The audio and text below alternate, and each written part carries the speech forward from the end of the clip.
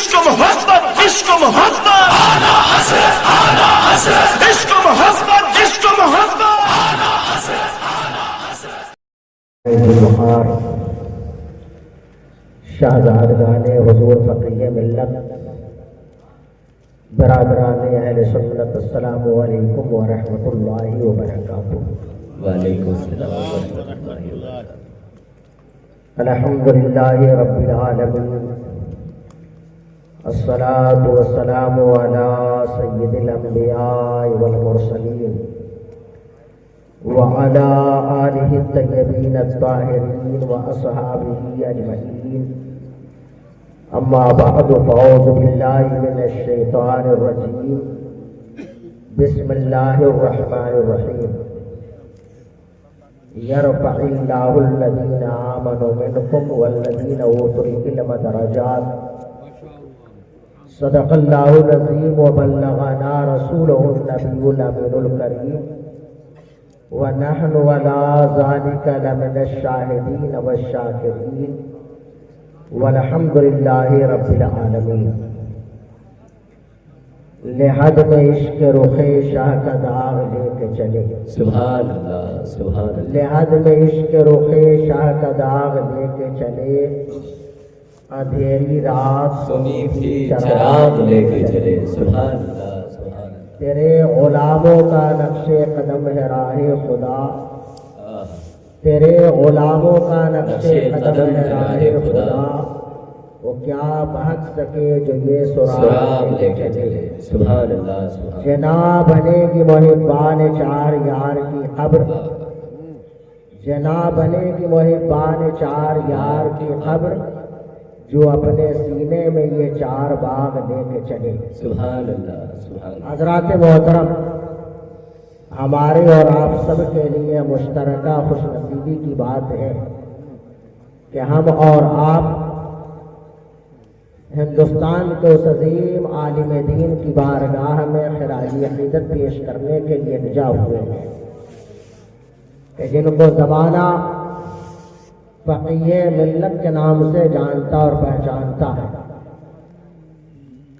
حضور فقیہ ملت حضرت علامہ شاہ الحاج مفتی جلال الدین احمد امجدی رحمت اللہ تبارک و تعالی علیہ کی ذات ایک کھلی ہوئی کتاب کے مانند ہے. ان کی بارگاہ میں خراج عقیدت پیش کرنے کے لیے اتنے سارے علماء کرام اور دور دراز سے سامعین حاضرین حاضر آئے ہیں. اللہ تعالی حضرت کے فضل و برکات سے ہم سب کو مالا مال فرمائے. یہ ادارہ مرکز تربیت افتاح جب قائم ہوا، اس کے بعد اس کا جب پہلا جلسہ دستار مفتیان اسلام ہوا، اس وقت حضور فقیہ ملت رحمت اللہ تعالی علیہ بقید حیات تھے. بہت سارے علماء، بڑے بڑے مشائخ کو آپ نے مدعو فرمایا اور کافی بڑی تعداد میں علماء اور مشائخ تشریف لے آئے. اس موقع پر پہلی مرتبہ یہاں حاضری کا موقع ملا تھا. اس کے بعد بیچ میں ایک مرتبہ اور آنے کا موقع ملا. بارہا تقریباً ہر سال صاحب سجادہ جانشین حضور فقیہ ملت حضرت علامہ مولانا مفتی انوار احمد صاحب امجدی دامت اللہ العالی کا دعوت نامہ بذریعہ تحریر اور فون مسلسل ملتا رہا. لیکن یہ اپنی کم نصیبی کہ کافی عرصے کے بعد اب اس بار یہ موقع ملا کہ میں آپ کے سامنے حاضر آیا. آپ دیکھ رہے ہیں کہ اسٹیج پر جہاں بڑے بڑے علماء خطبہ موجود ہیں، وہیں حضرت کے تمام شہزادگان جانشین حضور فقیہ ملت علامہ انوار احمد صاحب امجدی کے علاوہ آپ کے چھوٹے بھائی حضرت علامہ مفتی ابرار احمد صاحب امجدی، حضرت علامہ مولانا اظہر احمد صاحب امجدی ازہری اور حضور فقیہ ملت کے نبیرہ حضرت مولانا احسن رضا امجدی، یہ عجیب امتزاج اور بات ہے کہ ہندوستان میں بڑی بڑی خانقاہیں، بڑی بڑی درسگاہیں، بڑے بڑے لوگ ہیں، لیکن جو امتیازی شان حضور فقیہ ملت اور آپ کے خانوادے کی ہے، اس کی مثال جلدی دوسری جگہ نہیں ملتی۔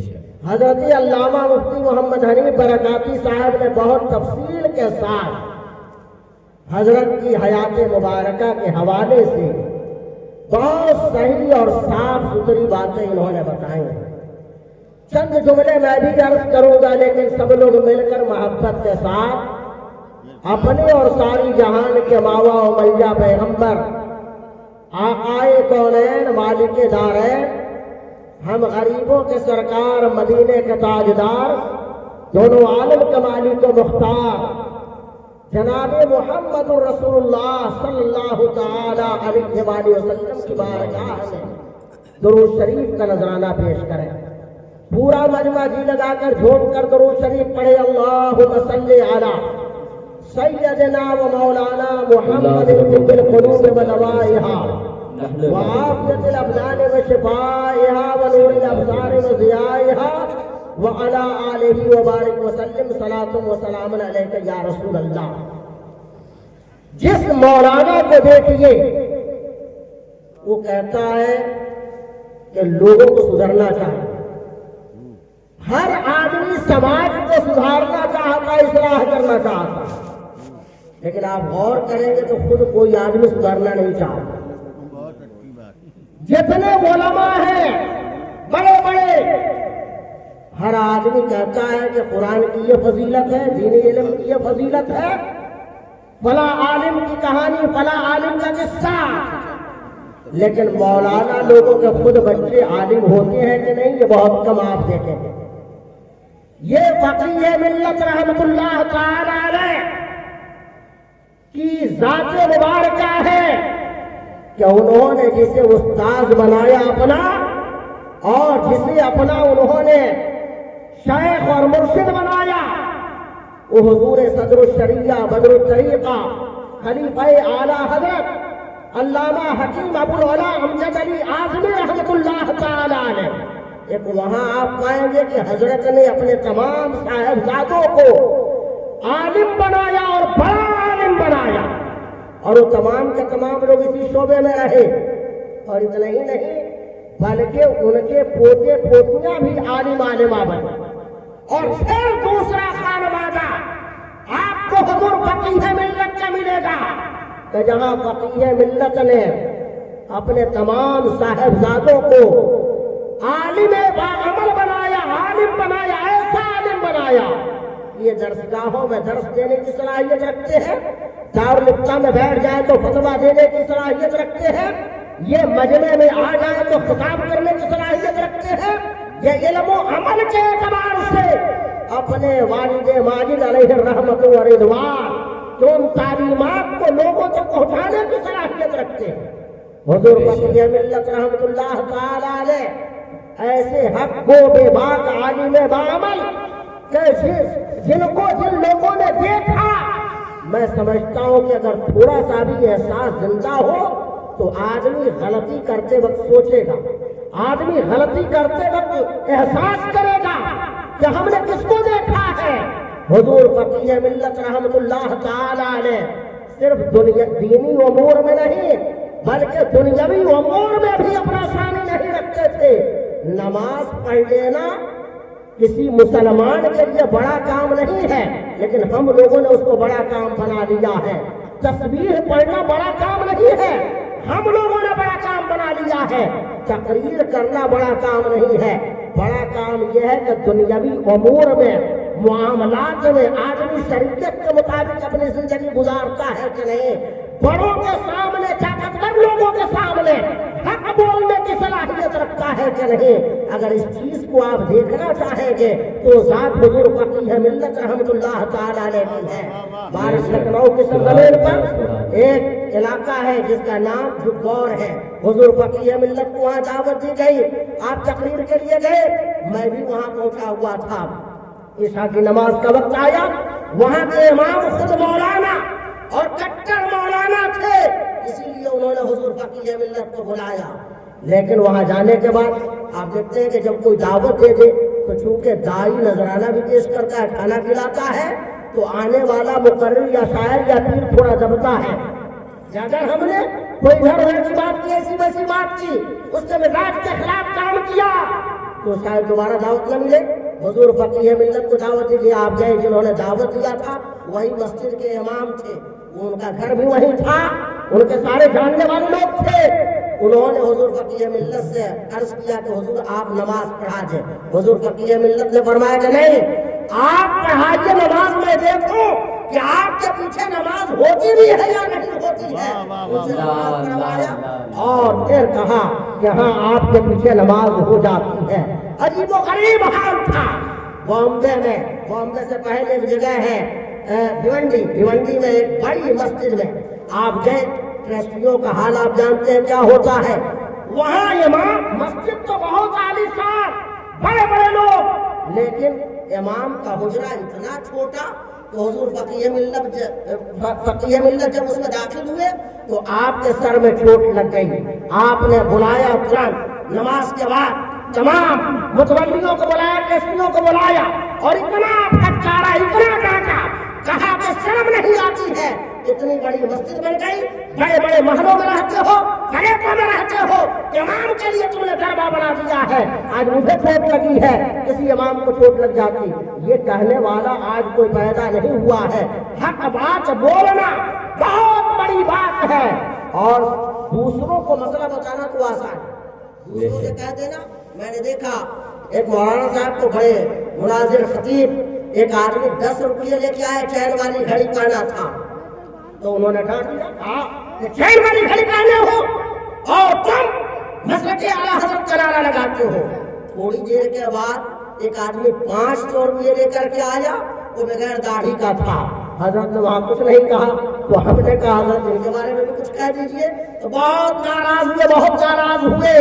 पैसे वालों के सामने, ताकतवर लोगों के सामने, नजराना देने वालों के सामने हक बात कहने वाला अगर कोई आलिम माजी करीब में गुजरा है तो उस जात को फकीह मिल्लत अल्लामा मुफ्ती जलालुद्दीन अहमद अमजदी कहते। उन्होंने जो बातें बताई वो सिर्फ गैरों के लिए नहीं, तालिबे इल्मों को डांटना, समझाना, ये सब यहाँ होता है, लेकिन अपने बेटों को सुन्नत और शरीयत की तालीम देना और तबलीग करना और उनसे मुतालबा करना अपने बेटों भतीजों से कि तुमने शरीयत पर अमल किया कि नहीं, तुमने नमाज पढ़ी या नहीं, तुमने सही काम किया कि नहीं, ये बहुत कम लोगों के अंदर पाया जाता है।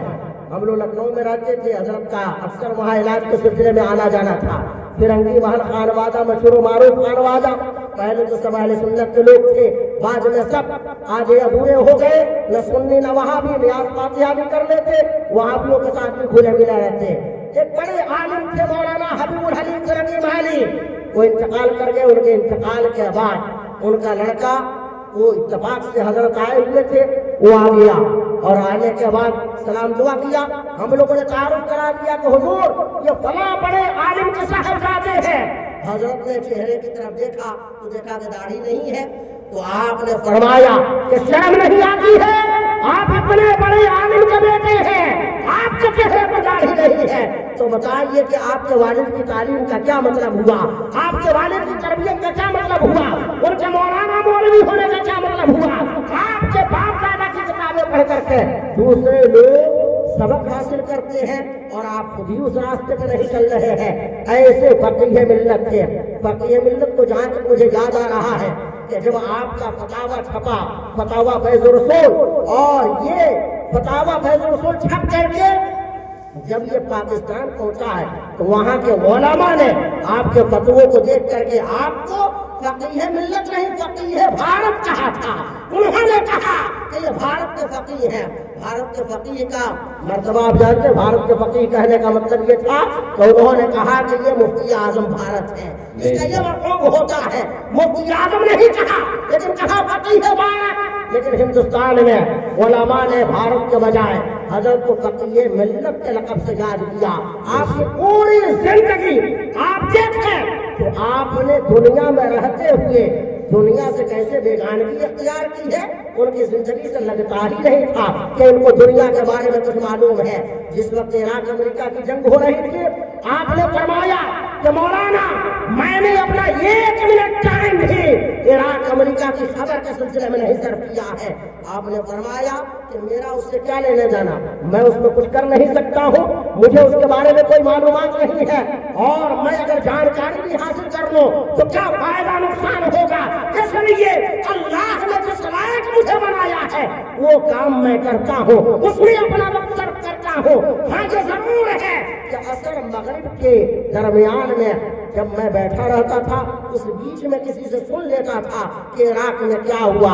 آپ ذرا اندازہ لگائیے آج کے زمانے میں جس مولانا کو دیکھیے کتاب تو کم پڑھتا ہے, جو سند دی جاتی ہے سند ہی پڑھنے جائے تو بہت بڑی بات ہے, لیکن موبائل زیادہ پڑھتا ہے, اس کو موبائل کے بارے میں زیادہ فکر ہے.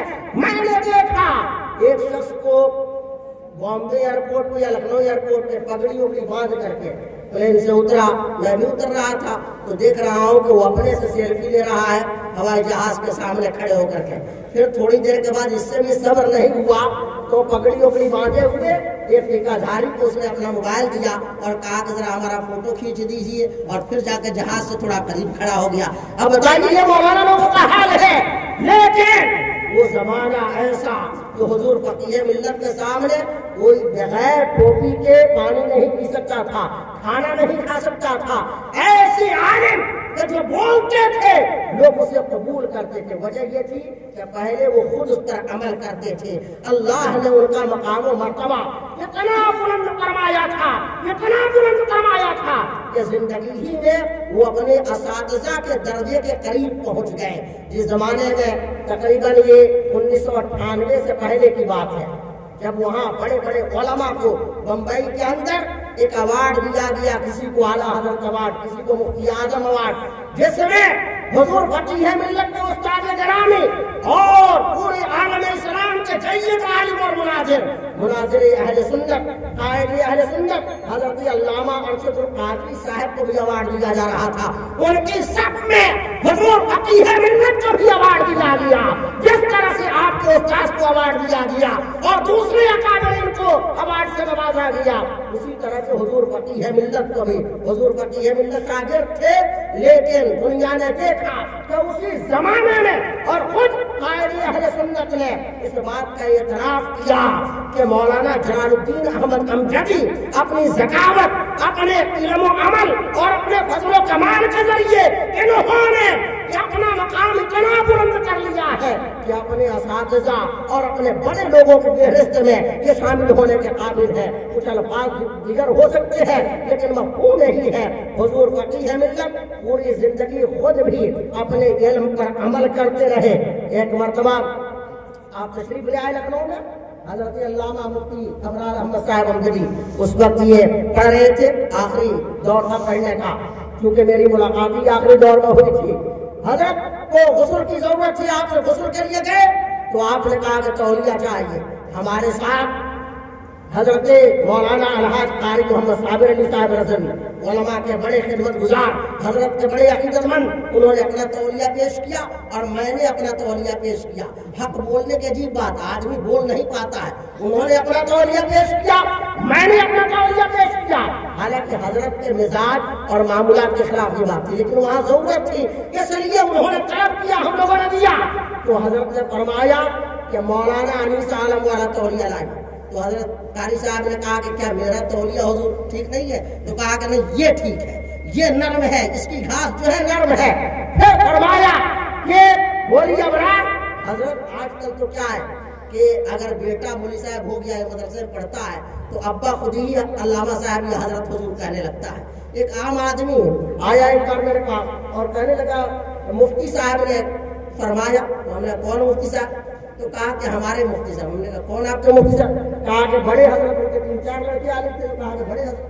اب ہم کو بڑے چکر میں کہ کون بڑے حضرت کون چھوٹے حضرت. ہم نے کہا کون بڑے حضرت چھوٹے حضرت. تو کہا کہ ارے میرے بیٹے کو. ہم نے کہا یہ کہنا تھا نا لیکن حضرت کبھی ان حضرات کو جب کہ یہ سب کے سب بڑے عالم، بڑے فاضل، بڑے مفتی جن کے اوپر لوگ اعتماد کرتے ہیں، زمانہ اعتماد کرتا ہے، لیکن حضرت بہت زیادہ مولانا تک نہیں کہتے تھے، جلدی مولوی کہتے تھے۔ انہوں نے کہا کہ مولوی ابرار تم مولانا انیس کے ساتھ جاؤ۔ ہم لوگ گئے اکبری کے، وہاں سے تولیہ خرید کے لائے، میں نے پیش قدمی کے پیسہ دے دیا۔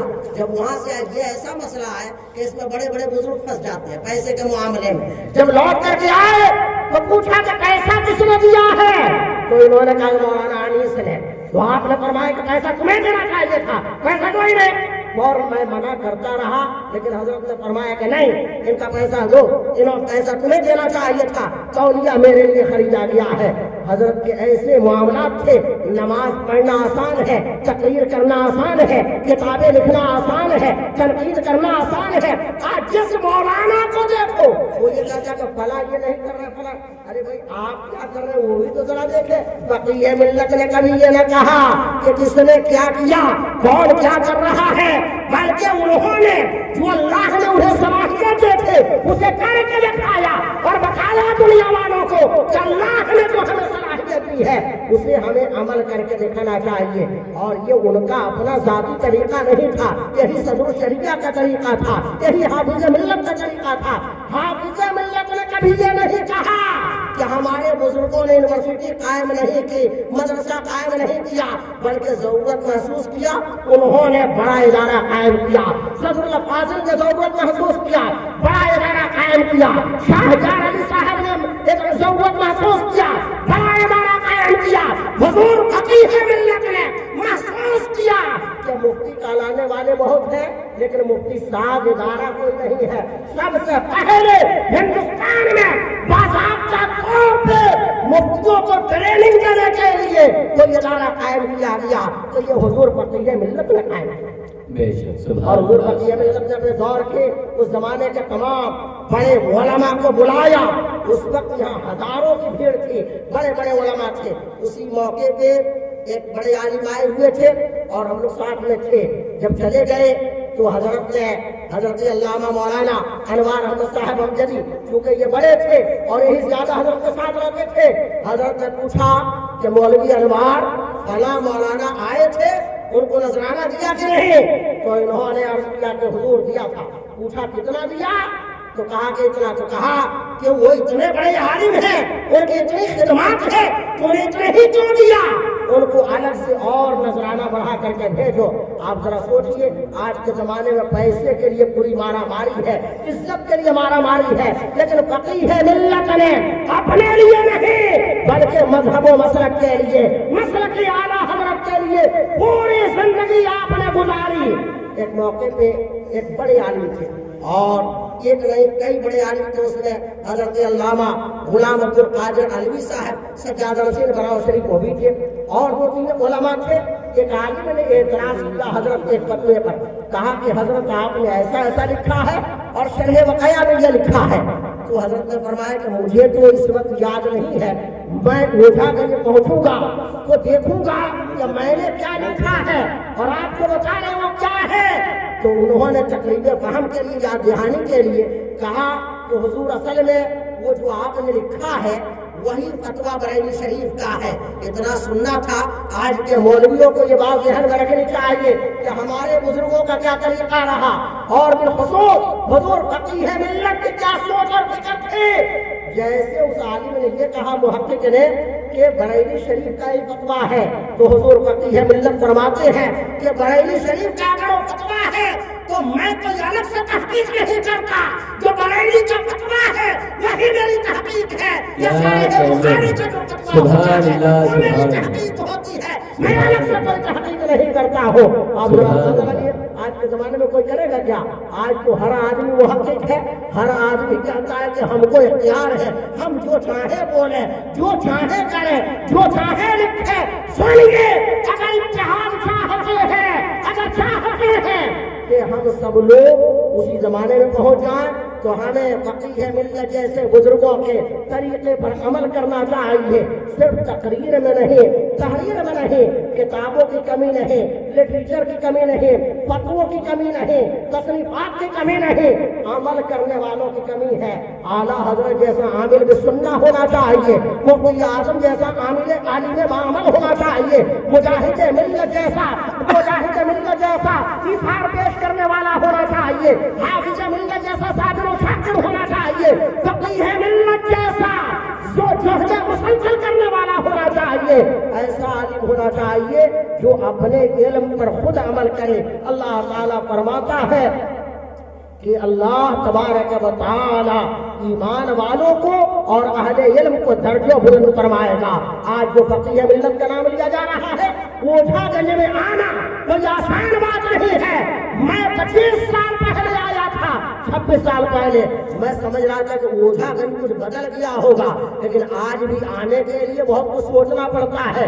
لیکن یہ فقیہ ملت کی ذات ہے کہ انہوں نے اوجھا گنج کو بڑے بڑے شہروں کے بالمقابل کھڑا کیا ہے. اس شہر میں چاہے کلکٹریٹ ہو یا نہیں ہو, تھانہ ہو یا نہیں ہو, یہاں بڑے بڑے دین کے جانکار ہیں, یہاں بڑے بڑے علم والے ہیں, یہاں بڑے بڑے فضل و کمال والے ہیں. آج انہی کی وجہ سے یہ اتنی بڑی بھیڑ یہاں حاضر ہو رہی ہے. یہ علماء جو آئے ہیں, علامہ مفتی عبدالسلام صاحب, حضرت علامہ صوفی صاحب القادری صاحب اور یہ دیگر تمام علماء, اور ابھی حضور محدث کبیر شہزادہ صدر الشریعہ ممتاز الفقہا جانشین صدر الشریعہ حضرت علامہ شاہ مفتی ضیاء المصطفیٰ صاحب قبلہ امجدی قادری دامت برکاتہم کی آمد ہونے والی ہے. اور بھی علماء تشریف لے آئے تھے. یہ سب برکتیں ہیں فقیہ ملت کی. اللہ تعالیٰ حضرت کی قبر پہ رحمت و انوار کی بارش عطا فرمائے. ایسا گھرانہ آپ کو نہیں ملے گا. حضرت کے 4 شہزادے علامہ اعجاز احمد صاحب ہندوستان کے بڑے ادارے کے ذمہ دار استاد کی حیثیت سے ریٹائر ہوئے. پوری زندگی انہوں نے تدریس کا فرض انجام دیا.